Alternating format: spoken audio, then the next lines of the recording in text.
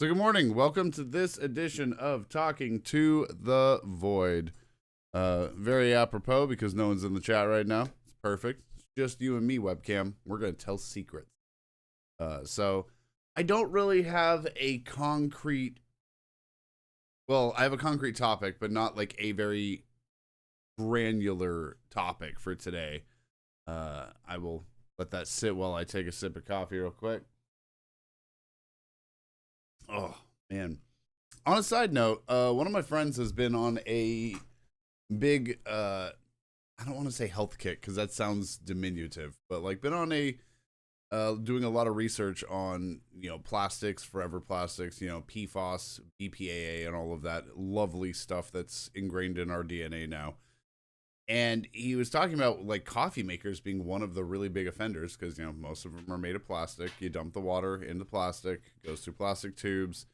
All of that water heats up. It leaches plastic out of it, and, then if you add the K-cups to it, when you're using the single serving stuff, which I've never used, I don't like K-cups. I think I don't know. It just always felt wasteful to me unless you get the reusable type, the plastic ones that you can actually put the stuff in yourself.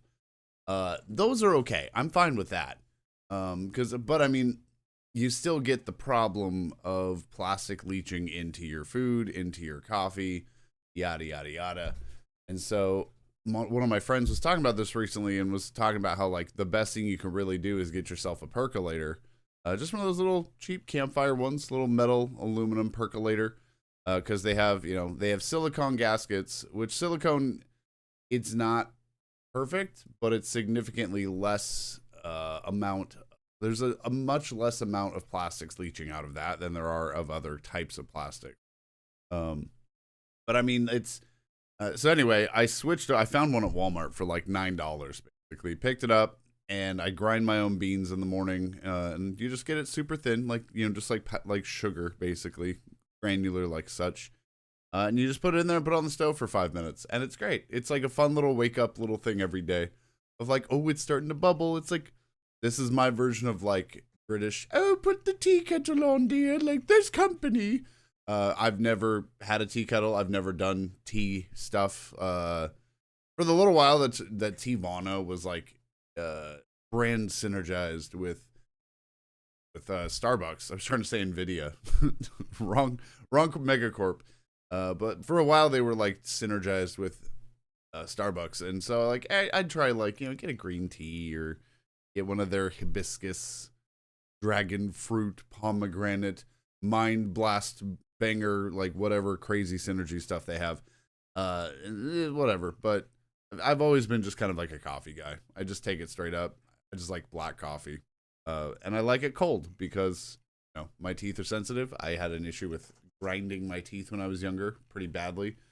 So my enamel is not really up for hot coffee. So if I ever have coffee, you will most likely see it with ice in it, quite cold, quite watery,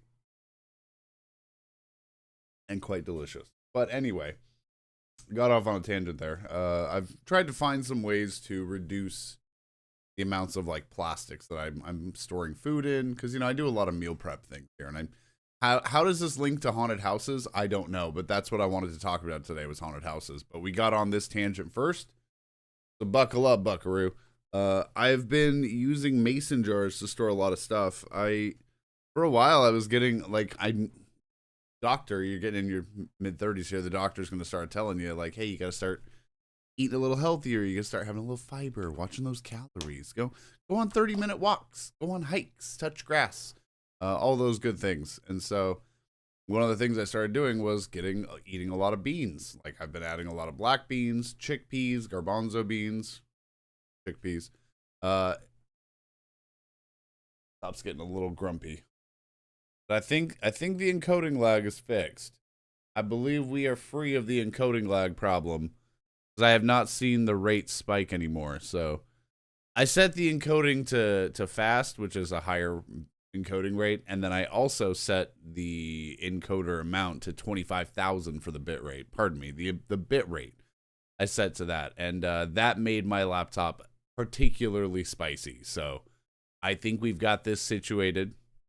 I I'm seeing teeny bits here there. Every now and then I'm seeing like a single frame pop up. So I think that's fine. I can live with that. Oh no, did my stuff chroma out again? Sorry, 1 second. I've been messing with this. Can't believe that. I had it down.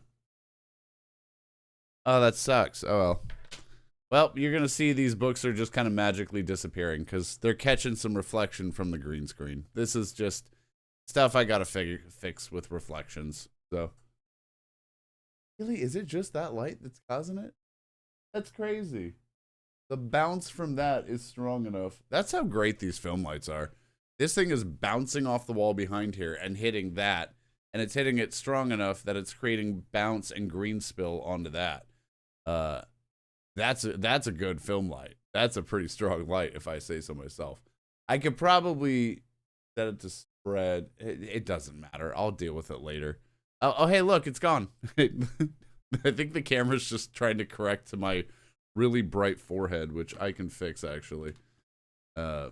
Anyway, we've completely lost the plot of this. This is just me talking off the cuff with no sense of attention whatsoever here. But to sum up the first tangent, I've switched to mason jars for storing a lot of food and cooking beans because beans, when they come in a can, they have a plastic liner inside of them that leaches a lot of forever chemicals out into the beans because, problem is canned food is great for emergencies, but the problem with it is a lot of those foods are put into the can when they're hot and then sealed. So those hot beans are going to be leaching plastics at a pretty quick rate, apparently, into your food. So that's a bummer because, a can of beans, of black beans is like 92 cents. And you don't have to soak your beans overnight. And I hate. I had strong distaste for cooking black beans, but I recently used that little fryer pot that I made katsu in last night. Put the beans in, rinsed them, dumped them, rinsed them, dumped them, soaked it overnight, and just turned it on the next day. And just set that thing for 2 hours and walked away. It was so easy. That little $20 fryolator pot that I have that I was using last night, it is the best $25 purchase. Besides an air fryer, man, that thing is absolutely worth every cent. I've used it for making curry. I use it for hot pot. I use it now for making black beans very easily. And I've now used it for frying katsu, and it works great. It's just, man, something that I thought was just going to be a one-time use for hot pot has paid for itself in spades. So anyway, that was me on a huge rant about kitchen goods, I guess, because, yeah, I was talking about coffee, and that got me on to kitchen goods with plastics, forever chemicals. Do you see how an ADHD brain works? Or doesn't work? But the thing I really wanted to talk about today, now that I got that little tangent out of my system, is haunted houses. I have a huge affinity for haunted houses. I'm a haunted house fan. As a kid, we had a neighbor. I grew up in outskirts of Allen, Texas. The specific town was Fairview. At the time, it was very small. It, I think, had a population of 2,500 people. It was pretty remote at the time. Allen, Texas is now a booming town. It's very big. It has ice skating rinks and malls and theaters. And when I was a kid and lived there, we had a gas station, a Chevron gas station. And I remember the day a McDonald's got built there, people lost their mind. They're like, yo, we got a McDonald's. Are you kidding? I tell you what, we got ourselves a goddamn McDonald's. Yeehaw! Sorry to anybody listening. I think I peaked a little there. But we were excited. And then the Allen Strip Mall came out. And that was past the freeway, so it was a little bit of a drive for us. Not that bad, like 15 minutes maybe. And then that was there. And then you got like a Chick-fil-A and a GameStop. And you got Target. And it started to build out. It started getting bigger and more magnanimous. And apparently, I've been back once very briefly. It was like a 30-minute, like, hey, I don't have a lot of time here. Saw the outskirts of town and was very impressed by how big it has become. It is a big boy town now. It still has some of that classic, that Dallas charm to it, though. Like a lot of like limestone, like stone cobble bridges, and it's still got some of that charm from when I was a kid. Um, oh yeah, that's I was like, why the hell am I talking about this?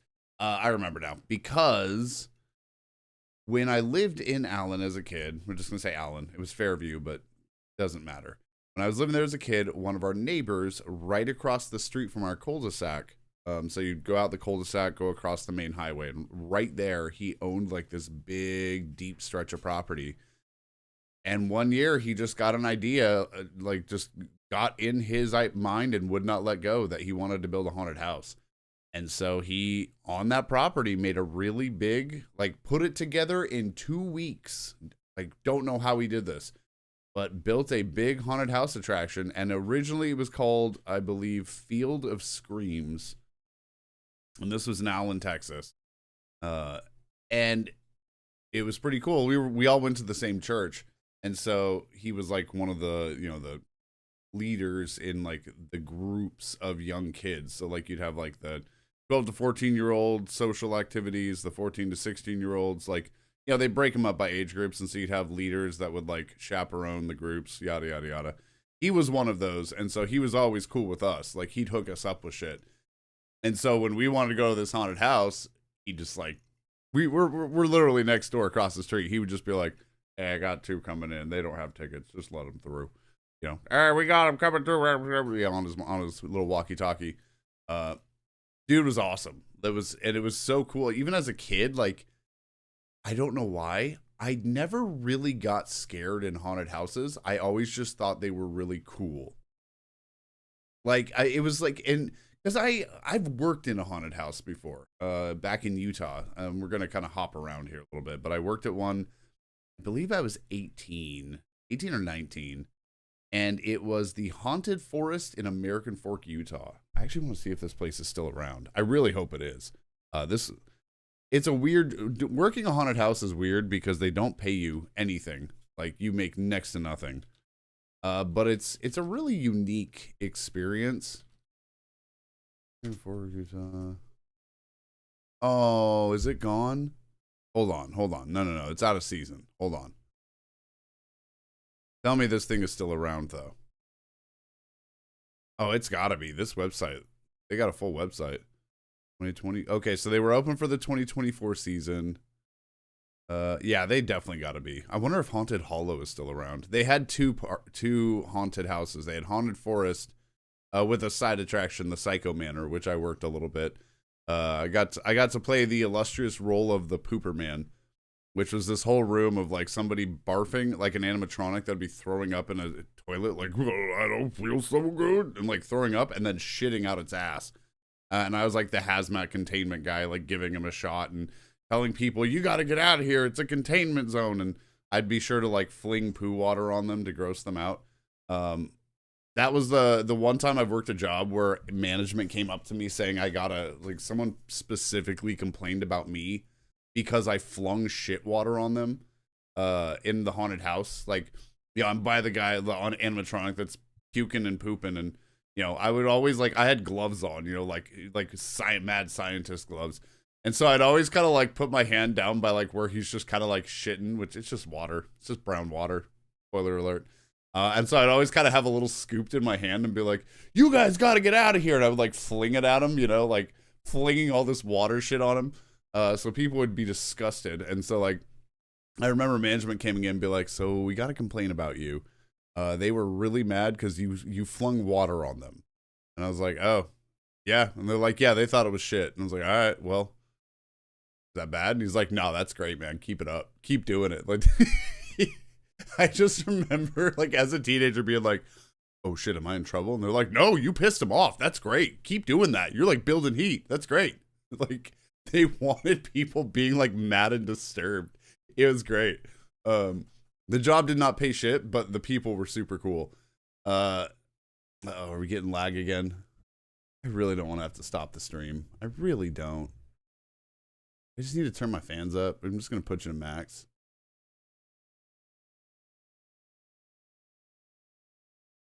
Yeah, hang on a second.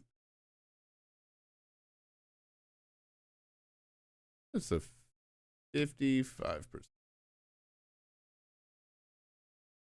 Bring that up a little higher. Let's see. Just making sure this is coming down a little bit. No, the temp's going. Okay. It's 60. Is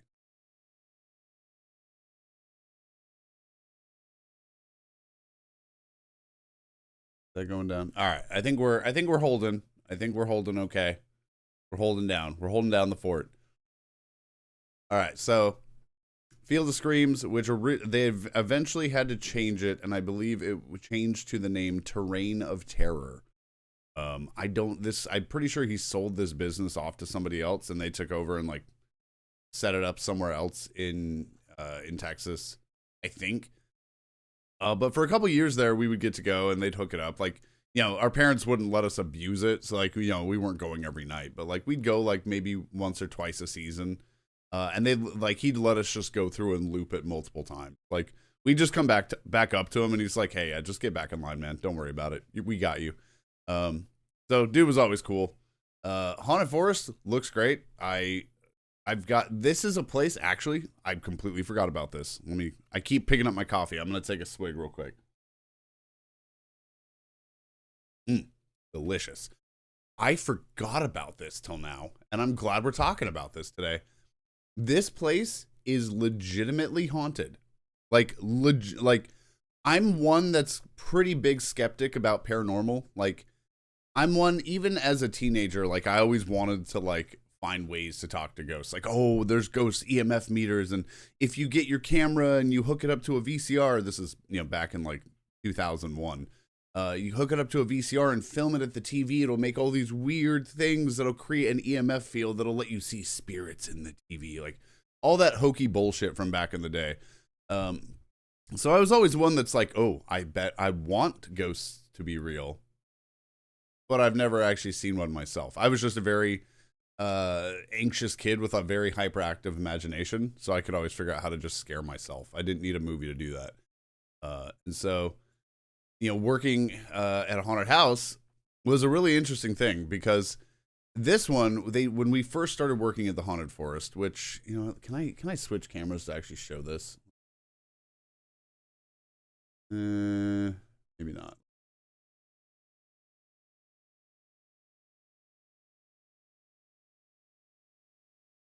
You know what? Don't worry about it.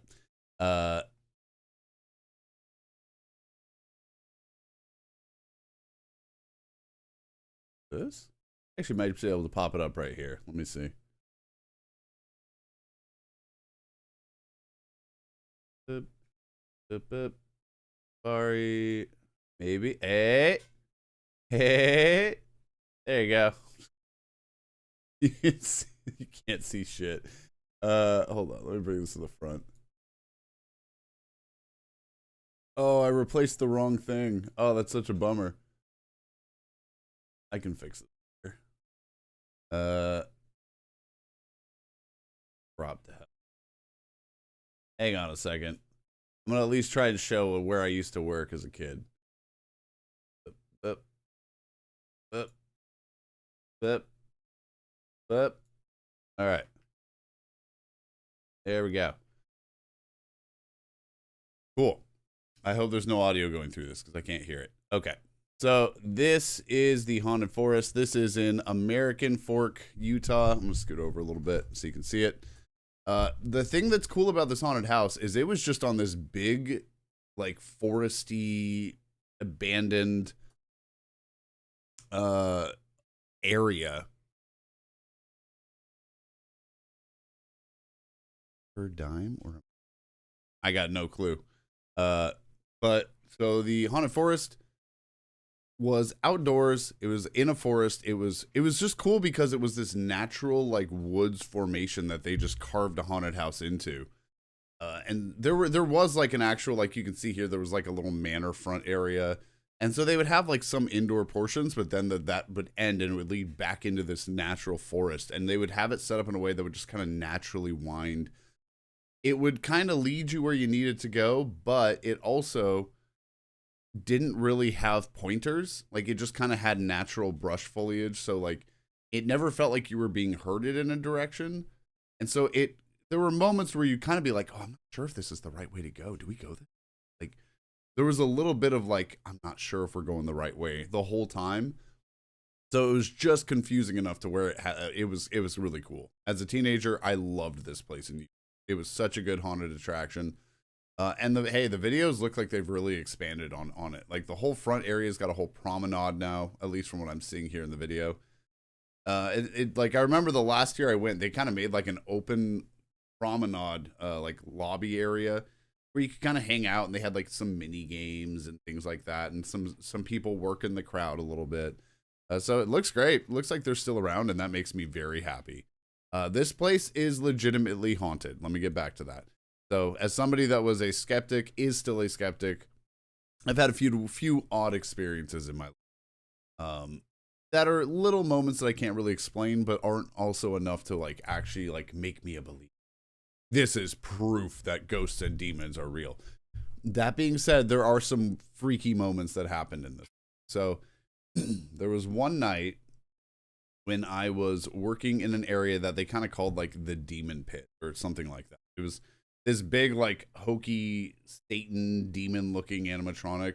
And like when it would activate, it would kind of like stand up on its haunches, and its arms would flap, you know, like the psh, psh, you'd hear all the hydraulic shit. And that thing would not move on its own, obviously. And so you could always tell when the night was about to start, because they would like activate power to the haunted house, and you'd hear like the animatronics around you kind of like perk up, and the compressors start running.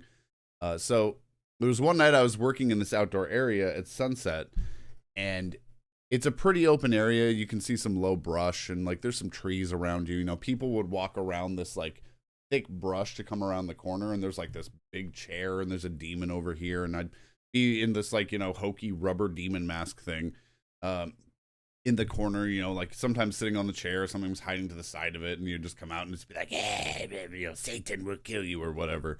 And I remember the weird thing is that there was one night where the power hadn't kicked on yet to the animatronics.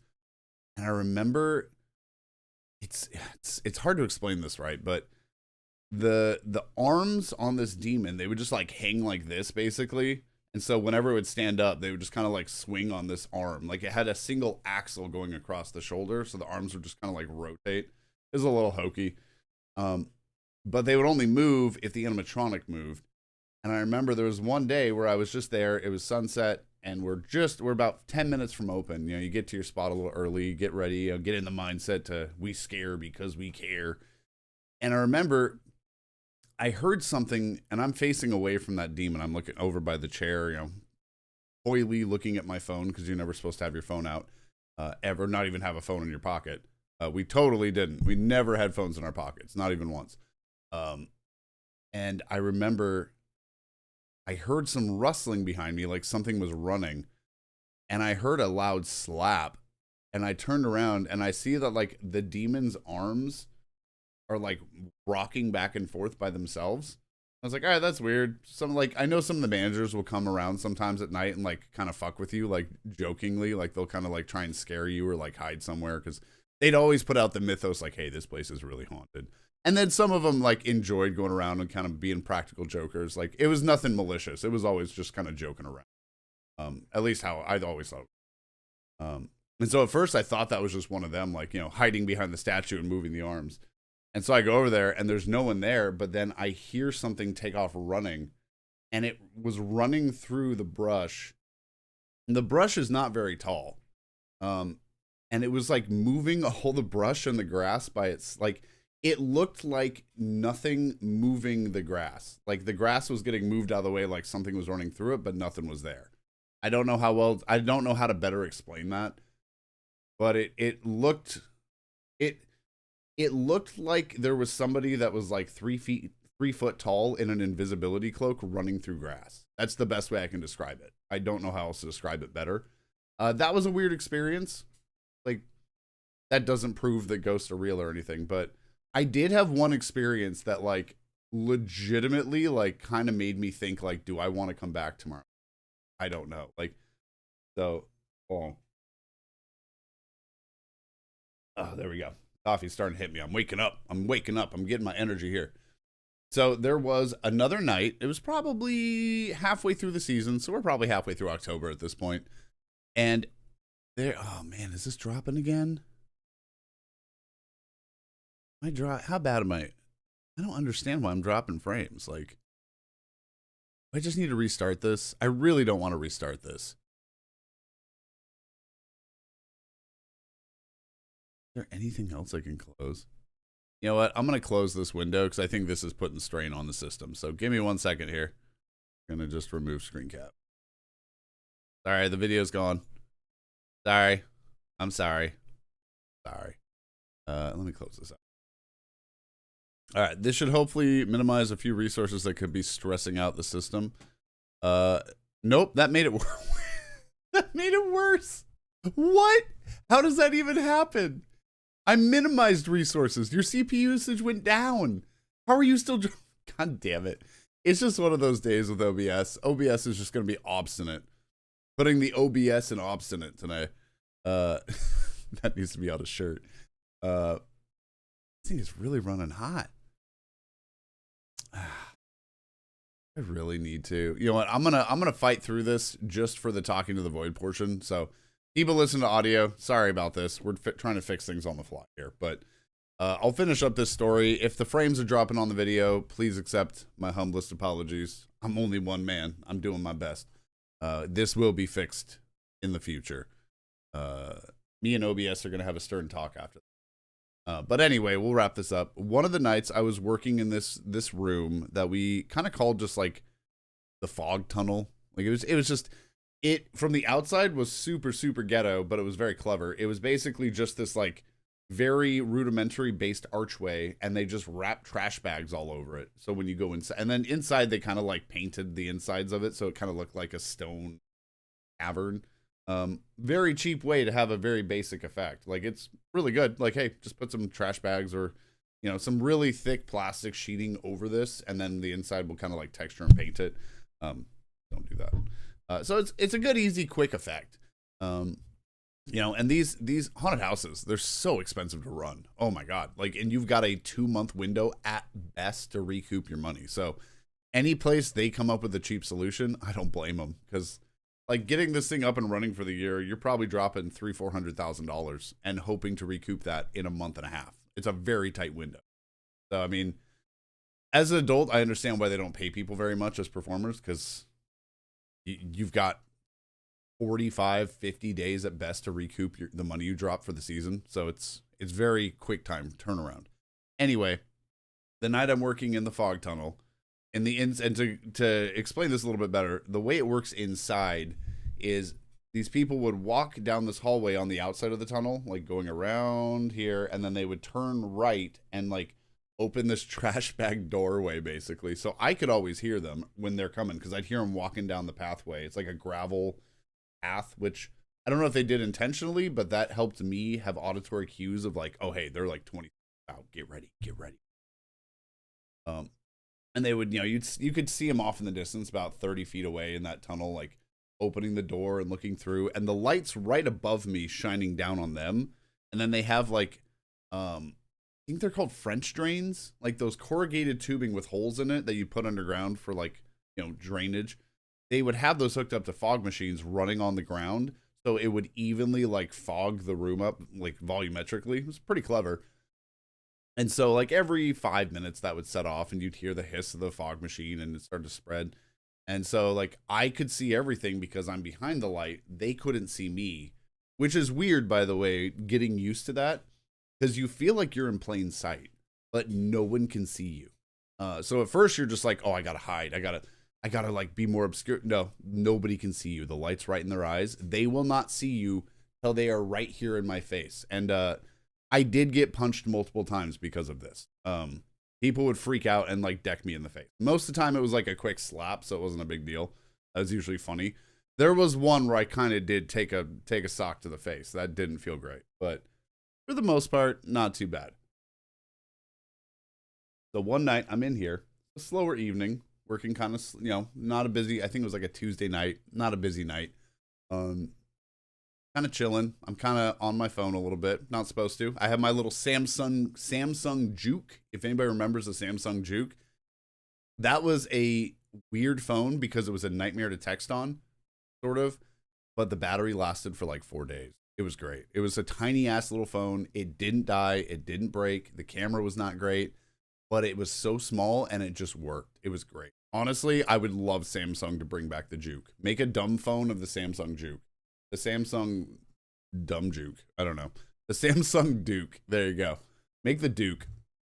But anyway, I'm there just chilling, texting a little bit, and I hear, weirdly enough, you'll always hear people walking up the pathway outside, and then you'll hear the trash bag door open, because obviously people have to walk there. So one time, I'm sitting in here, excuse me, I'm sitting in there just texting or standing underneath the light, nothing's going on, and I hear the trash bag door rustle, you know, like moving, and I was like, that's weird. I didn't hear anybody on the pathway here. Is this a manager? Is there a man? Oh shit, it might be a manager. Put your phone away. You know, maybe they went around the path or something. And I look down the hallway because, you know, it's like 30 feet. I can still see the door. It's a little bit off, but not that bad. And I see the door move, like open, like somebody's put their arm in it and has waved it aside. And then the door settles and then nothing. And I was kind of looking there like, that's weird. Like, what? At first I was like, somebody's probably just like outside waiting for their group to catch up. Like maybe they were opening it and then decided, you know, I'm going to wait for a second. It's fine. So I was like, okay, that's kind of weird. And then I start hearing footsteps because the ground in the tunnel room is like, it's kind of like soft dirt, has some rocks in it though. So you'll hear people walking, you know, you can hear, it's not really loud, but you can hear the footsteps, you know. I haven't thought about this for so long. I remember this legitimately is probably the freakiest experience I've had in my life. So I'm behind the light. I have a direct shot, you know, line of sight down this tunnel. And I'm hearing footsteps. And, you know, it's a little ways off. I didn't have glasses at the time. I think my vision was not quite perfect, but still could see well enough. And I'm trying to figure out the best way to describe this because it just sounds like bullshit. I'm hearing footsteps. I look down this hallway.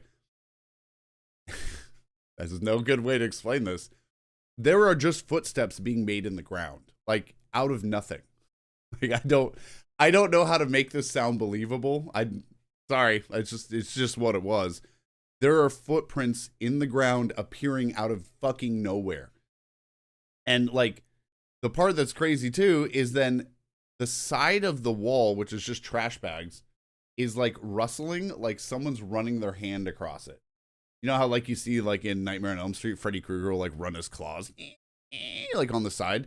It's like somebody was doing that with the trash bag, like running their hand across it because you could see it like deforming and like something running across it. And the footprints just keep coming towards me.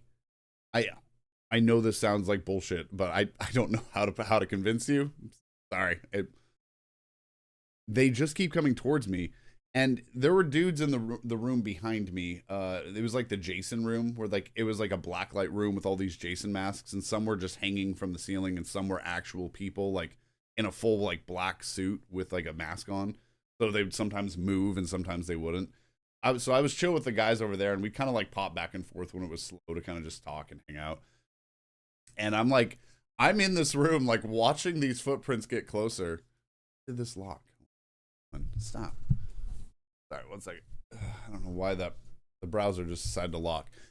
And so I'm watching these footprints get closer and closer to me that are being made by nothing. Like it's like Harry Potter, again, the invisibility cloak. Like someone's walking up to me wearing an invisibility cloak, and they're getting closer and they're getting closer. And I'd say they're about maybe 10 feet away, a little bit closer. And then the footprints just stop. They just like step, and stops like 5 feet in front of me at this point. And I'm an 18-year-old kid.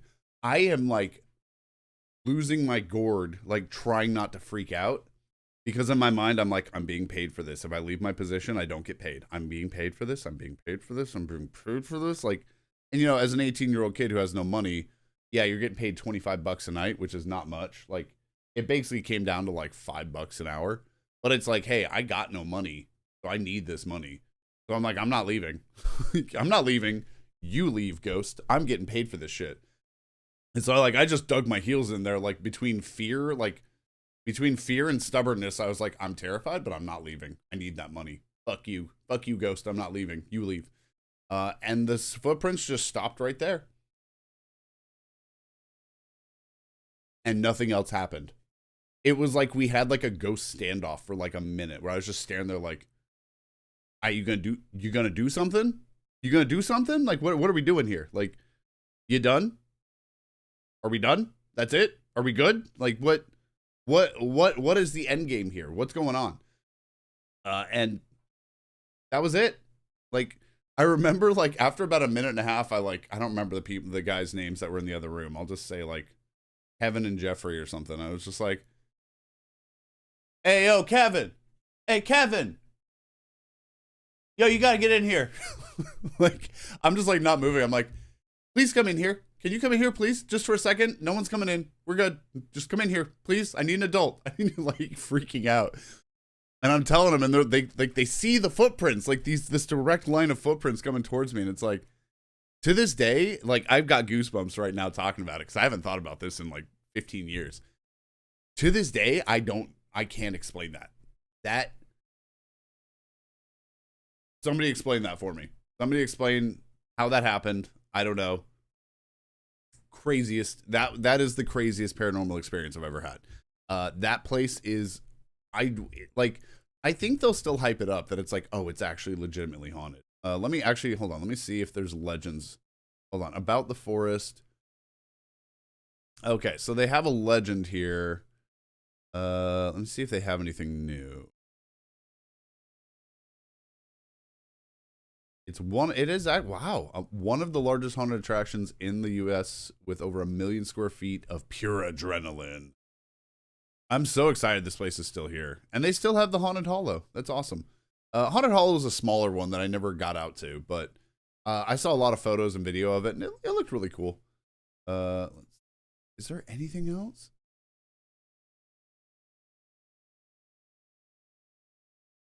Like, can I buy tickets? Is the attraction scary? Are you open at rains? Or should Come on, you got to have one that says, "Are you haunted?"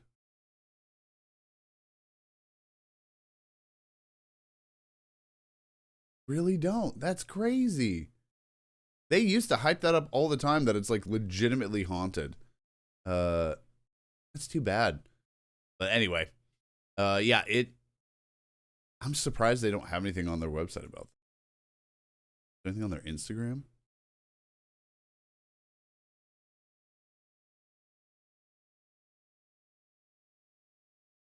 Doesn't look like it. Huh. No, I don't want to log in. Get out of here. All right, whatever. So anyway, that to this day is probably the craziest like paranormal experience I've had, where it's just footprints being made out of nothing, and I don't know how. I still don't know how. No idea how that happened. It was a very weird experience, but that was a weird moment for me. It was kind of embarrassing, but as a young kid and a teenager, I always had like this weird phobia about being in the dark. And it was, I don't know, like as a kid, going down into a dark basement was like, that's terrifying. And it was like this weird thing. It's like, if it's something I knew, like if it's like my house, I'm okay with it. But if it's somewhere where I haven't been and I'm not familiar with it, it's like, oh shit, I don't like this. I don't like this. I don't know the surroundings I'm in. And so it would already make me kind of nervous. And so working in the haunted forest was like hey, this is a place I'm not familiar with, and I'm in the dark all day, like the entire shift. Like, and now there's like ghosts and shit coming after me, apparently. And weirdly enough, that working here got me over my fear of the dark. Like, after this, I could walk down a hallway like at night in the dark, and because before I'd be like, oh, I don't know, is there something I need to turn the light on? I need a light on. I don't want to go down this and that. And after this, it was like, yo, I've straight up seen ghosts walk towards me. We're fucking fine. Like, this got me over an actual phobia of the dark. So shout out to Haunted Forest. That like, this is something that like made me grow up a little bit and like get over my fear of the dark. Like, even now, as an adult, I look back on this. I haven't thought about it for so long, but because of those nights of like seeing weird shit happening and not leaving because it's like I'm getting paid for this. I'm not leaving. That got me over like being afraid of being in a dark space.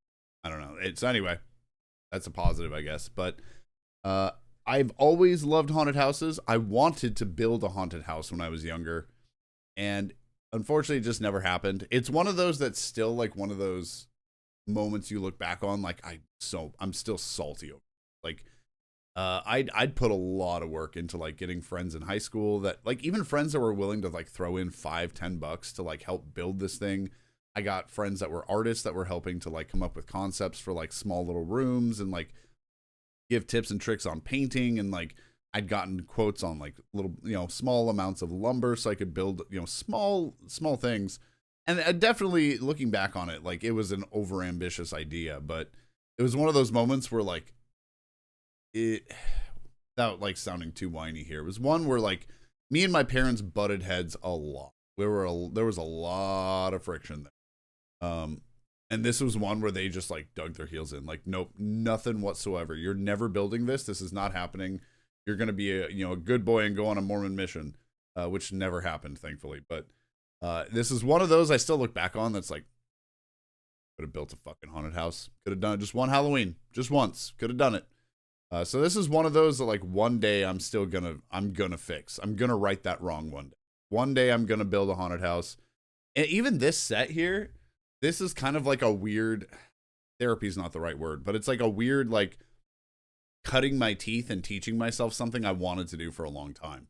Like this isn't exactly a haunted room, but like got kind of like that Resident Evil save room vibe, which is what I was going for. This is, after all, modeled after a save room in Resident Evil 0, loosely, but there's some what's the word? There's some compromises here to just the space and funding, but yeah, I always wanted to try building things like this, building my own sets and making my own like atmosphere, and I don't know, just like it always seemed so fun and challenging, and so this was like a fun way to kind of like take a small crack at that, just teaching myself some skills, how to use a miter saw, how to stain wood, how to apply polyurethane, how to cut and make like rudimentary window frames, so how to even try and add like accent pieces onto the wood. Major learning moments there. Don't get wood glue on the front or it'll fuck up your stain. There's spots all over, which you might be able to see it if you can see right here, maybe. This one might be off camera, but you can see little bits where like there's some wood the stain didn't take. It's a great learning experience. I enjoyed building this set. It was really fun. But it was also like something that was like kind of getting back in touch with the younger me that wanted to build stuff like this, and stuff I still want to do in the future. So, but yeah, haunted houses, I don't know why. I never really got scared going through a haunted house. Like I don't it's not me trying to brag like, oh, I'm so brave. Like I remember seeing kids that will go through haunted houses, that are like acting all tough, like, yeah, fuck you, I'm not scared of you, I'll fuck you up. And it's like, yeah, you paid to come in here and get scared. So like, I don't know, like why are you acting tough at a place where you paid for us to scare you? Like that just always made my head hurt. Like, wait, you paid for a scary experience and instead you're trying to like fight it. And it's like, no, just get scared. Like I don't know, and I know that sounds hypocritical as somebody that doesn't really get scared in haunted houses. I just love the atmosphere. I love seeing people, mess with characters and costumes and makeup and set design and lighting and sound to like do this all live, because when you're making a movie, and no diss to like filmmakers, I'm somebody that wants to be one, but you can do so much in post to correct and display your vision properly. When you're doing this live on the fly, you get one shot. If the lights don't work or the fog machine don't kick on or the actor's on their phone and doesn't scare people right, you missed your chance. You don't get a take two. So I always loved that like theatrical live energy. It's like, hey, you're doing this and there's no second chance. Like you you got to get it right. So I always respected that about haunted houses, about how much they have to craft and think about where people are going to be looking, how fast are they going to be going through? How do we scare them forward to like keep people moving forward through the haunt? And so, I don't know. It's just something I've always been fascinated about. Like even on rides, like Pirates of the Caribbean, one of my favorite experiences was a really slow day at Disneyland, which doesn't happen anymore.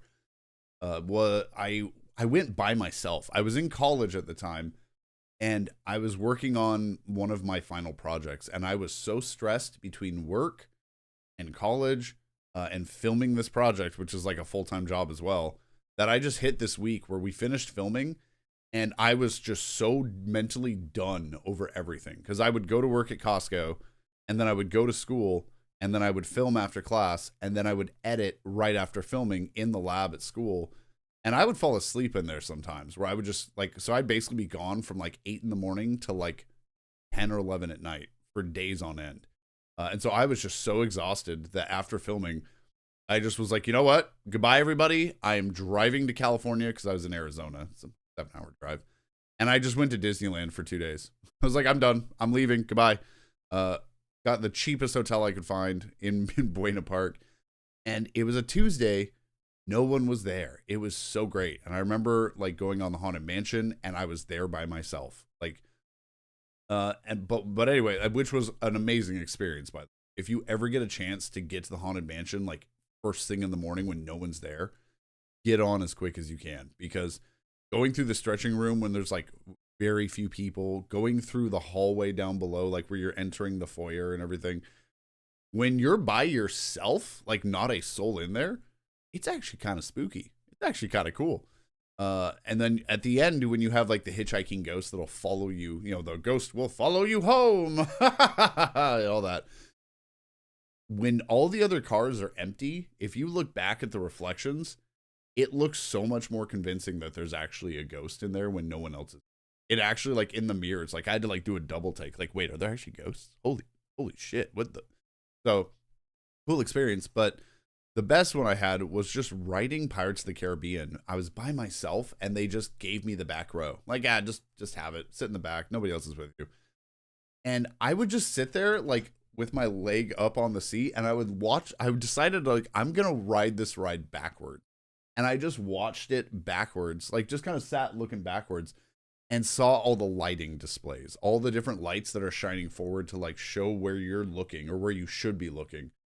And for me, like somebody that enjoys set decoration and set design and lighting and all of this, seeing where they are putting everything and kind of like thinking like, why would they put those there? Okay, well, yeah, everyone's looking forward. This is, you could start to see like the psychology and the ideas of where they're putting the lights to guide people's focal point. And that to me was just really fascinating. I'm weird like that, where I love to see like, you know, what's the motivation for the lighting over here? Why are you putting these here? And if you ride the ride looking backwards, you're going to see a lot you really shouldn't be seeing. But that's because 99.99% of people don't ride rides backwards. They ride them facing the way they're supposed to be.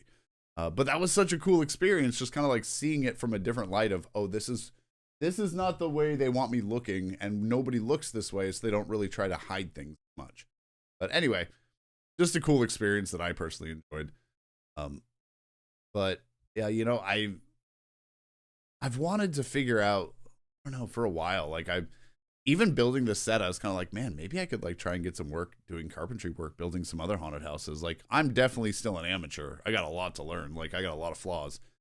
But it's like, hopefully this would be enough of proof of concept. Like, if somebody in the area was building a haunted house and needed help, or could get my foot in the door, you know? Because, man, I would love that. Like, there are very few things I'd be willing to suffer outside labor for. Like, the heat, working out in the heat, like, this would be one of those. I would definitely be cool building a haunted house. So, I've always loved haunted houses. I think I always will. I got an experience. Oh, sorry. There's a little grit in that coffee. Oh, my goodness. I had a cool experience 2 years ago. I think it was 2 years ago. We're coming up on time here, so I'm going to wrap this up here pretty quick. But I think 2 years ago, I finally got to go to Universal's Halloween Horror Nights in Los Angeles, California, or Hollywood, California. Universal Studios Hollywood. Um, Sadly, Super Nintendo World was not open yet. It was so close. I was hoping like maybe just like sneak in for a second. Didn't happen. That's okay.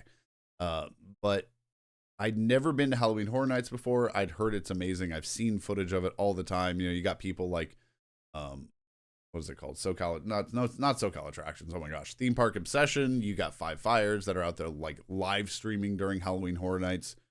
Major love for that kind of content, because when I live far away from this and can't go to it, seeing people just live streaming going through it is just like, oh, it's soul affirming. It means so much to me.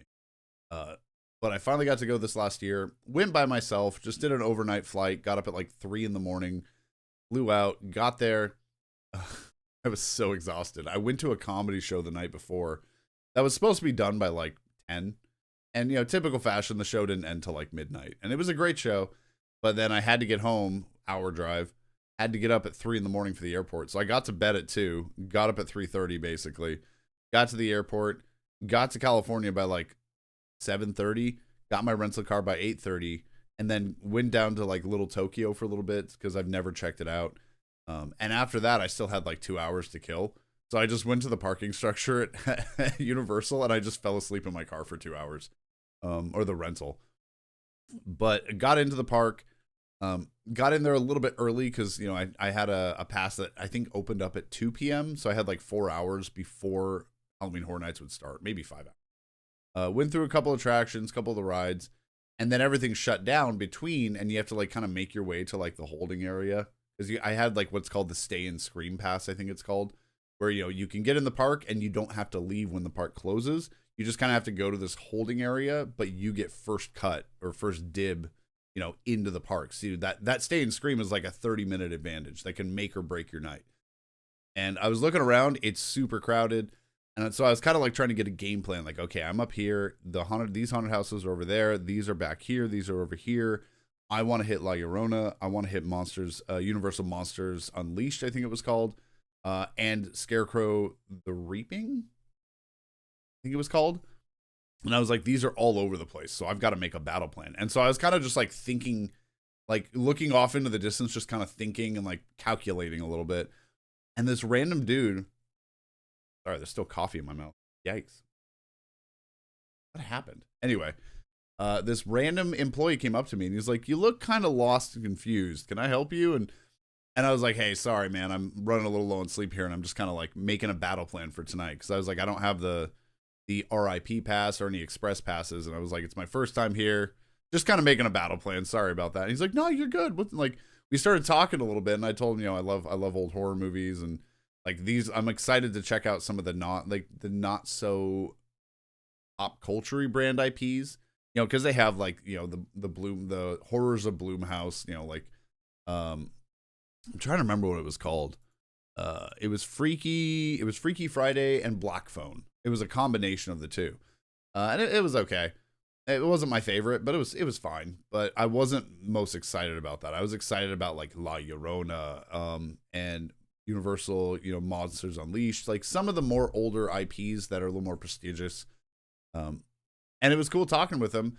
And he's like, wait, so you've never been to Halloween Horror Nights before? And I was like, no. And he's like, you went, so wait, you're here by yourself? And I was like, yeah, it's cool. Just, I'd rather go to somewhere than miss out on the experience, you know, just because nobody wanted to come with me or, you know, couldn't find anybody. It's like, no, I'd rather just go have a good time still. Like, I can go alone somewhere and have fun still. Like, I go to concerts alone all the time. It's just enjoy the show. But anyway, he's like, man, like, he was joking around because, you know, like for a long time their motto or slogan was never go alone. And he was like, yeah, like our slogans never go alone. And on the first year you straight up broke the rules, but okay, man. And so we were just talking for a bit and like talking about the different houses and like even local haunts like Knott's Berry Farm and the Queen Mary. And during this, he's like fishing through papers and stuff. Like he's kind of multitasking. And I was like, okay, well, he's busy. I'm sure he's got stuff to do. So I don't want to take up too much of his time. And then all of a sudden the guy just goes, yeah, this should set you up for the night. And he just hands me a stack of papers. And I was like, wait, what? He's like, here, if this is your one day here, I'm going to make sure you get on everything. He gave me express passes for every house and every ride, including the Terror Trap. Like, the dude just gave me basically $150 express pass for free. Like, handed me a stack of like 14 express passes, and was like, "Hey, these will hook you up for the night." And I was like, well, "Are you serious? What are you doing? Like, are you gonna get in trouble for this?" He's like, "Nah, don't worry about it."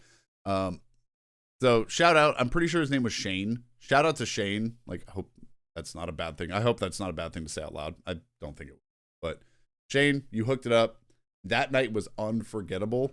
I got to go through every house, go on every ride, everything. Like, it was like you couldn't ask for a better night at Halloween Horror. It was an unforgettable experience.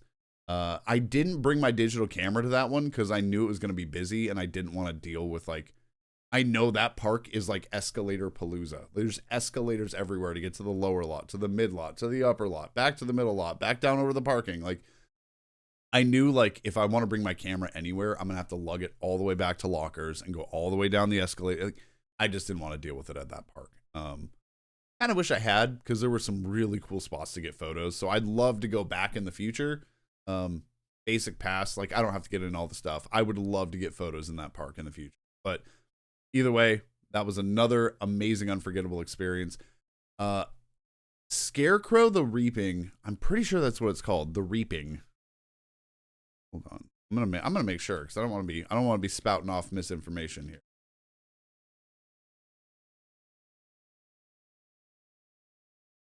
Yeah, Scarecrow the Reaping. The front of this haunted house was so cool looking. It was like this incredibly old, tattered farmhouse with, like, you know, corn stalks and like a scarecrow in the front and all these different ravens everywhere. It was just such a cool, ominous opening area. And you go inside and it is the most relentless haunted house. This is like one of the few haunted houses that ever has gotten me, like, actually got a scare out of me. It was relentless how many people were in this haunted house, and like all these different, like, people covered in like bloody straw and like guts and gore, because it was like these scarecrows came to life, like demonic scarecrows, but then they like took the other people and like gutted them and stuffed them full of straw, and so like they're like these mutated like scarecrow people, and they're just all over. It is gore through the roof, relentless scare actors. And then one of the most interesting effects I've ever experienced, it was something so simple. In some of the dark hallways, they would have these little tiny strands of thread. Tiniest little strand of thread you could imagine. And they would just have them dangling from the ceiling in all these different spots. Just all these little ones. And so you'd be walking through this hallway, this dark hallway, and you would, like, it would catch on you and it would start dragging just ever so lightly. And you would feel it and be like, what the fuck? Oh, there's cobwebs. Oh, and they would just be placed enough where there was just always like one brushing up against you somewhere. So it always felt like something was like touching you, or like a cobweb was going through your hair. I've never had something so simple but so effective in a haunted house. It so clever. Whoever came up with that, like, we'll just put little pieces of like scary thread. I'm sure they got laughed at in the beginning when somebody introduced that idea. It worked so well. It was so good. There was an area where there's a bunch of ravens above you and they had like little drip lines. So you'd walk under them and it felt like the birds were shitting on you. It was just little drips of water, just bloop, bloop, a little bit. And so that was funny. But man, it was relentless. It was just scare actor after corner with animatronic coming at you, and then another scare actor, and you're walking down this barn with like all these different horse stall kind of looking places. Oh, there's a guy over here. Oh, there's a dead body over here. Oh, there's another guy over here. Like, oh, and no matter where you went, there was just not a break. Like, I wish I had like a heart rate monitor on coming out of that place, because man, I'm sure it was elevated, because it was relentless. I was so amazed by that haunted house. I loved Scarecrow the Reaping. So good. You know, some of the IP ones were great. I actually really liked The Weeknd After Hours. I'm a fan of The Weeknd. Dude has an amazing voice. But the house itself was like really like kind of demented and creepy, and like kind of like in line with some of his songs, that like very dark, a dream pop kind of vibe, like a dream off the rails. So I really enjoyed that one. Monsters Unleashed, phenomenal. My only gripe with that one was that there were a lot of missing scare actors in that one. So you could see spots where it's like, hey, something was supposed to go off here and didn't. Okay, well that's kind of a bummer, but it is what it is. Okay, we're good. Just making sure. I thought I had some streaming issues. I think my favorite of the night though has to be La Llorona. La Llorona. It had some of the most gonzo set pieces I've ever seen in a fucking haunted house. There is just like, it's this front, very, very humble front, like kind of, they call it's kind of like the church, like a mission church that has like, the, what's it called? The Adobe houses where it's like the smooth frame with like a bell in the middle. It's like a mission house. I think that's what they're called. And you walk through the front. It's a small front facade. You start walking through these like small intimate hallways, almost like some old church. And you go into this promenade area where it's like this open river where it's talking about how she drowned her children. And you see like these like floating bodies in the pond, like a little river, a fake river they made. And then this like giant person on stilts comes out, like as La Llorona, like this crazy horse demon comes out at you, which is a really effective scare. And then you go in the corner, you come around. I'm doing this off memory, so it's a little out of order, but you go around the corner and like that same demon is like coming out of these like curtained hallways reaching for you. And there is a moment where this just gets hit with nothing shy of just cocaine energy. You can't describe it better than this. You go around this corner and you enter a bedroom where the top, like if I'm facing the back wall of the bedroom, the entire top left corner of this is gone. And there is a giant, like 15-foot tall demon head reaching into the room. And then it's chomping on a torso. Like there is just a child's torso, like lower half hanging out of its mouth with kicking legs. This thing is insane. Like it was the biggest thing I've ever seen in a haunted house as an animatronic. Like this giant demon head with like hands reaching through the room, chomping on a human kid. Fucking insane. Like it was the craziest thing I've ever seen in a haunted house. And then you go to the next room and there's an actor in the bed halfway eaten by like another giant head in the room. And it's like the person's freaking out like, oh my God, I'm going to die. Oh, help me. And it was this giant face like chomping on a fake torso, just like a body double right there. I have not seen something that off the walls and insane and ambitious in a haunted house ever. I've seen a few things at Not Scary Farm that will come really close. Like the depths had a giant kraken with like moving arms and eyes, and that was extremely ambitious. Widows, one of the newer ones in their park, has some really ambitious things like that. But man, I have never seen something that crazy in a haunted house. I was blown away by La Llorona. So good. So good. Did I tell you it's so good? It was so good. So I don't think there's a lot of information out yet for this year's Halloween Horror Nights. I've been keeping an eye out. I've got a threads list on Blue Sky where it'll like kind of just show me all the people announcing stuff. And we've talked a little bit, like I do know that the trailer for Five Nights at Freddy's 2 just dropped. There's a lot of speculation that there's going to be Five Nights at Freddy's this year, which, do it. Just do it. Playing those games, I don't like playing those games. Like I broke an office chair a long time ago playing the first one. Don't need to play them. Animatronics, janky looking animatronics do unsettle me. Odd as somebody that is a huge, theme park animatronic fan, but I don't really have a follow-up for that. Janky animatronics are creepy. And so Five Nights at Freddy's always unsettled me, stressed me out, broke a chair playing it on stream a long time ago. So it's just one of those where it's like, I don't need to play this. That's fine. I kind of got my fill. I'm good. The movie was very basic when it comes to script writing. And, it was a very safe movie for them to make, I personally think. Made great money, so good for you. So I don't know. We'll see if the second one kind of tries to like push itself a little bit or if this is just a soulless sequel. We'll see. But the idea of putting this in a live attraction in a park, oh, I am all for that. Like, if you can nail down dope ass looking animatronic costumes, do it. That is every time I've played Five Nights at Freddy's or seen or heard or whatever, every time I'm just like, yeah, I want a live attraction of this. Just make a haunted house of this. This will actually probably freak me out. So do that. Make a haunted house I'll actually be scared by. So I'm very hopeful that we actually get to see that, because I think that would be a really cool haunted house if done right. And Halloween Horror Nights usually does things right. It's very rare that they have a real dud. They have theirs every now and then. They have a couple like I'm not crazy about Killer Clowns. I just kind of missed the boat on that one. So no diss to anybody that likes it. It just doesn't really do anything for me. I missed the train on that one. So when I went through that one, I was like, hey, this is cool, but it does nothing for me. So no diss to anybody that likes it. I can see the appeal. I missed the train on that one.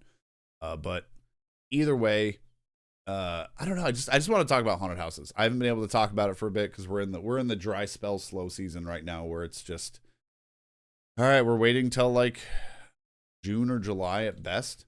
I do know there is an event called Midsummer Scream. I think it's in June. Let me see. Let's see. This is in. Hey, I want to go to this so badly. This is gonna be a goal to go to eventually. This is gonna be like, when I have some money or some kind of funding to work with, I'm going to this. So this is, it's August. Oh man, I got time. May, June, July. Yeah, I got like 4 months. Oh, I might actually be, I don't know. Maybe I could try to make something work this year. Shoot. Okay.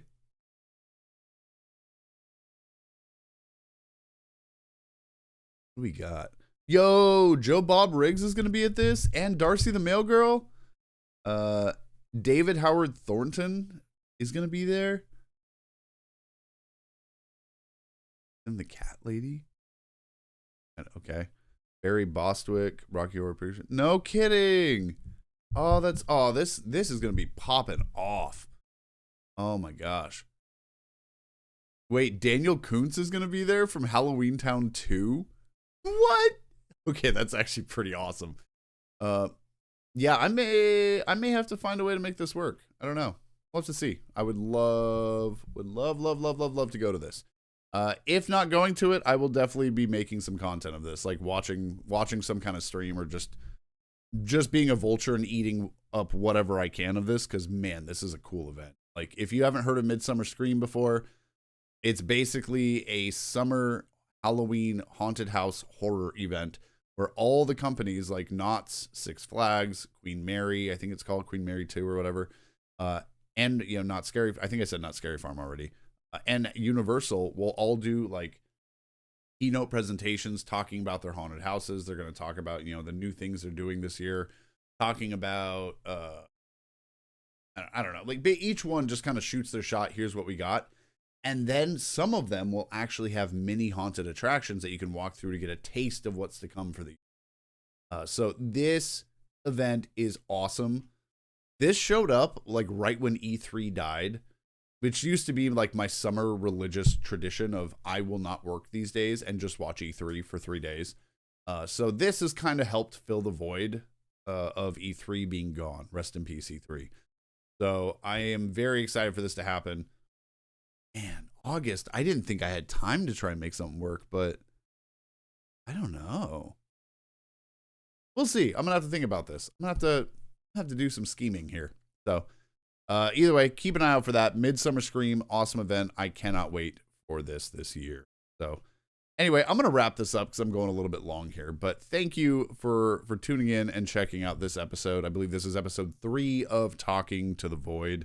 These are always uploaded as archives on Tuesdays, Tuesday morning on the YouTube channel, youtube.com/@, the actual sign, @Save Room Show. Still don't really know why YouTube won't let me get rid of an @ sign, but is what it is. youtube.com/@ Save Room Show. Be sure to like and subscribe. You know the social metrics. You know what to do. I'm not going to harp that stuff, but Either way, thank you for watching. Have a great day, and I will see you later. Goodbye.